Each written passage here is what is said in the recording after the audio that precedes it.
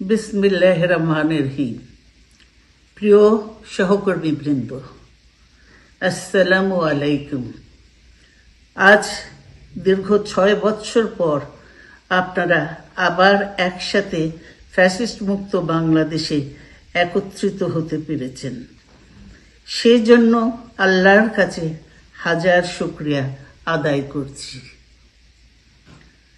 দীর্ঘ ফ্যাসিবাদী বিরোধী সংগ্রামে যারা শহীদ হয়েছেন এবং সম্প্রতি জুলাই আগস্টের ফ্যাসিবাদী শাসকদের নির্মম ভয়াবহ দমন নীতির কারণে গণহত্যায় যারা শহীদ হয়েছেন তাদের প্রতি আমি শ্রদ্ধা জানাচ্ছি। যারা আহত হয়েছেন তাদের প্রতি জানাচ্ছি আন্তরিক সমবেদনা। আমি চিকিৎসার কারণে যুক্তরাজ্যে অবস্থান করলেও আমি সব সময় আপনাদের পাশেই আছি।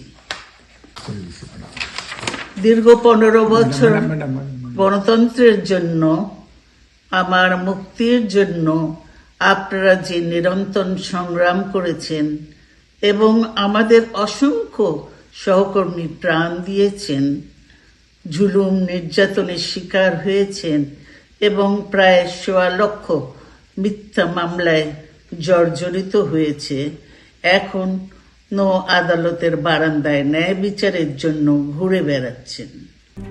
RICL TMX, যুগের পর যুগ স্থাপনা থাকে মজবুত। আপনাদের এ ত্যাগ শুধু দল নয়, জাতি চিরকাল স্মরণ রাখবে। দেশ আজ এক সংকটময় সময় অতিক্রম করছে।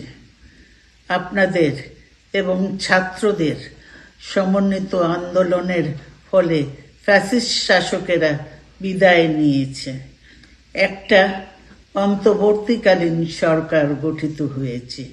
তাদের কাছে জনগণের প্রত্যাশা, রাষ্ট্র মেরামতের ন্যূনতম সংস্কার দ্রুত সম্পন্ন করে গণতান্ত্রিক ব্যবস্থায় ফিরে যাওয়ার জন্য সকলের কাছে গ্রহণযোগ্য একটি নির্বাচন অনুষ্ঠান সম্পন্ন করা।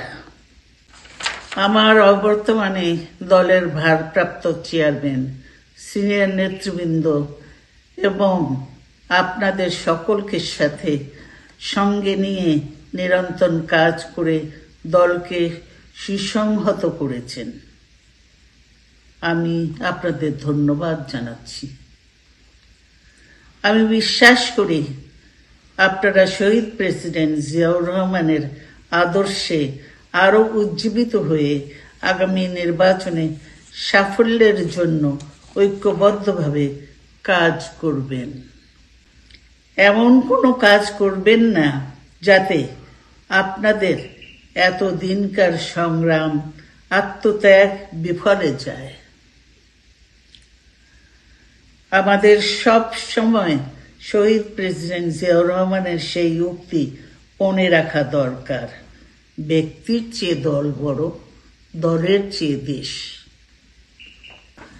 বাংলাদেশের সর্বস্তরের মানুষ, বিশেষ করে তরুণ সমাজ আজ এক ইতিবাচক গণতান্ত্রিক পরিবর্তনের জন্য উন্মুখ হয়ে আছে।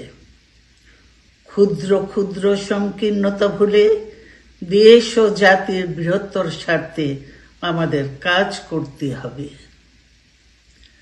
এখনো ফ্যাসিস্টদের দোসররা এবং বাংলাদেশের শত্রুরা গণ অভ্যুত্থানের মাধ্যমে প্রাপ্ত অর্জনকে নস্যাৎ করার জন্য গভীর চক্রান্তে লিপ্ত রয়েছে। ইস্পাত কঠিন ঐক্যের মাধ্যমে জনগণকে সঙ্গে নিয়ে এবং চক্রান্তকে ব্যর্থ করে দিতে হবে। গণতান্ত্রিক বাংলাদেশ বিনির্মাণের জন্য আমাদের সকলকে একযোগে কাজ করতে হবে। আসুন আমরা আগামী দিনগুলোতে শহীদ জিয়াউর রহমানের স্বপ্নের আধুনিক, সমৃদ্ধ ও গণতান্ত্রিক বাংলাদেশ বিনির্মাণের জন্য আমাদের সর্বশক্তি নিয়োগ করি এবং এত ত্যাগের বিনিময়ে প্রাপ্ত এই অর্জনকে সুসংগত এবং ঐক্যকে আরো বেগবান করি।